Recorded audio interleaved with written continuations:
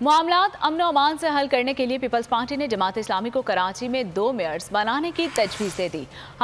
हाफिज नईमुर रहमान ने तजवीज़ मानने से इनकार कर दिया। पीपल्स पार्टी और जमात इस्लामी में सख्त बयानात न देने पर इत्तफाक हो गया। मुज़ाकरात की अंदरूनी कहानी बोल न्यूज़ सामने ले आया। हाफिज नईमुर रहमान ने कहा कि पीपल्स पार्टी ने नताइज पर तहफ़्फ़ुज़ात दूर करने की यकीन दहानी कराई है।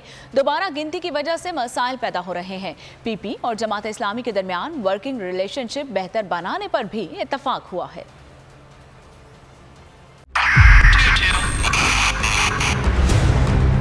2022 बहुत सारे तोहफे भी देखे गया पाकिस्तान की आवाम को। पाकिस्तान की आवाम को एक तोहफा ये दिया कि आवाम को पता चल गया कि पाकिस्तान का मीडिया क्या है। साल 2022 में सबसे ज्यादा देखे जाने वाला चैनल बोल न्यूज रहा नंबर 1। हमने बहुत सारे शोज और ट्रांसमिशंस की। पूरा साल मुसलसल जदोजहद में निकल गया कि ये वोट ऑफ कॉन्फिडेंस के पीछे कौन लोग थे।